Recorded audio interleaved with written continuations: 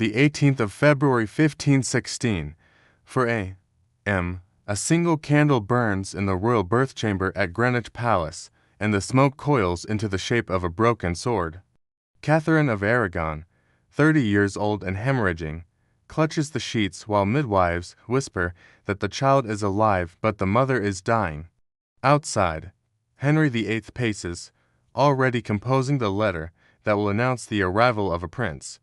When the cry comes thin, reedy, unmistakably female, the king's face folds inward like crushed parchment. He does not yet know that this squalling daughter will one day sign death warrants in a hand so similar to his own that clerks will mistake the signature for his ghost. He does not yet know that the girl will learn to rule in the only language he ever truly respected, blood.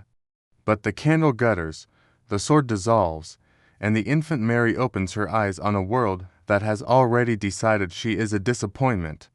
The first lullaby she hears is her father's footsteps retreating down the corridor, each heel full a prophecy. You will never be enough. Childhood was a rosary of humiliations disguised as honors. They dressed her in cloth of gold, placed a miniature scepter in her fist, and told her she was Spain's jewel, England's future, Christendom's bridge. Yet each night she knelt on cold stone beside her mother's bed, listening to Catherine sob into the pillow so the English ladies would not hear. By 7 Mary could recite the entire Latin liturgy. By 9 she could translate Aquinas while her father chased her mother's maids through the galleries. The lesson seeped in like damp. A woman's virtue is negotiable currency, spendable by men who will later call her hysterical for counting the cost. When she was 10, Henry betrothed her to the French Dauphin, then to her own Habsburg cousin, then to no one at all, each broken contract accompanied by a new mistress paraded before the court like a trophy. She learned to curtsy to blonde heads that would soon be severed, to smile at women who would vanish into the tower before the year was out. Every gown she wore was later given to the next true love, every jewel pried from its setting and were set around a younger throat. The only constant was her mother's voice in the chapel, murmuring the psalm that would become Mary's own private anthem. Many are the afflictions of the righteous, but the Lord delivereth him out of them all. She clung to the promise until it cut her hands.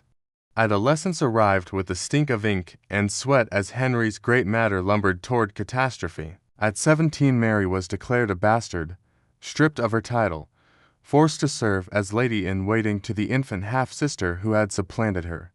She stood in Elizabeth's christening procession, train bearer to the child who had erased her, while her own mother was banished to a draughty ruin in the fens.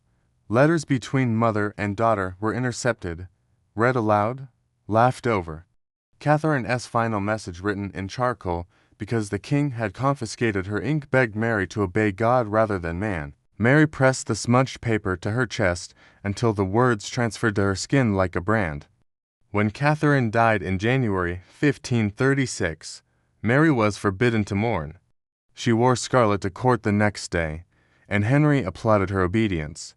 Only her confessor saw the knees of her gown soaked with silent tears that left salt crystal constellations no laundress could remove. That night she dreamed of her mother's coffin sliding into a grave already occupied by another corpse.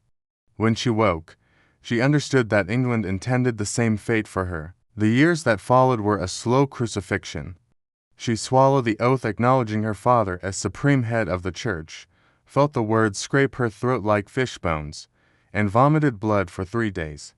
She attended Jane Seymour's funeral, Anne of Cleves's humiliation, Catherine Howard's hysteria.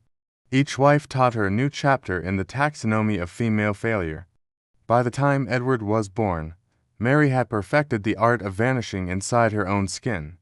Courtiers remarked that she moved like a statue whose eyes had been left unfinished, yet inside the marble something volcanic stirred.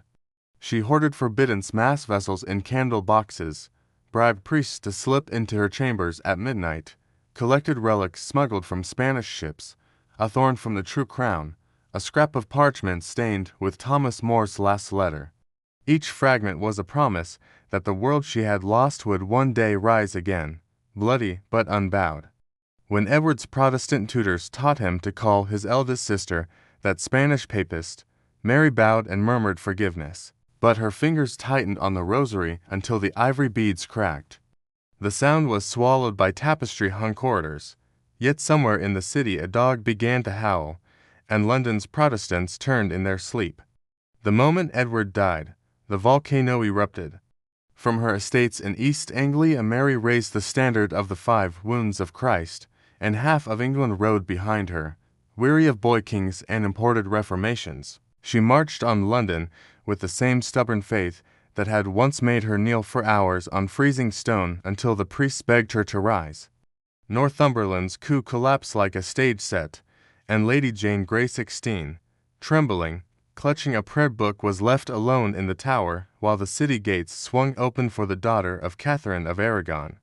On the 3rd of August 1553 Mary entered London under a canopy of cloth of gold, the same color she had worn to survive her mother's death. The crowds cheered until their throats bled, but Mary saw only the ghosts walking beside her, her mother, Jane, the burned Protestants, who would soon multiply beyond counting.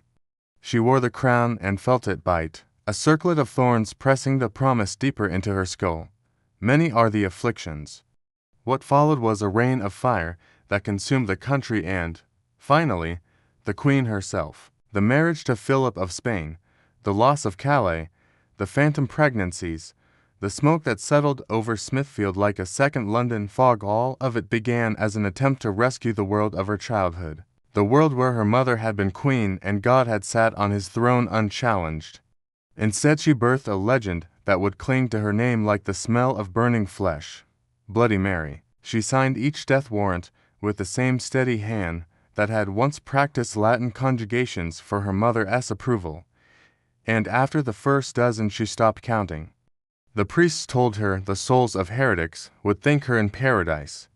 In the small hours she heard their screams braided with the creak of her father's footsteps retreating down a corridor that never ended. By the time the swelling in her belly proved to be nothing more than a tumor gnawing her from within, she understood that she had become the final wife of Henry VIII, the one he could never divorce, the one who would die in the attempt to give England the child it demanded.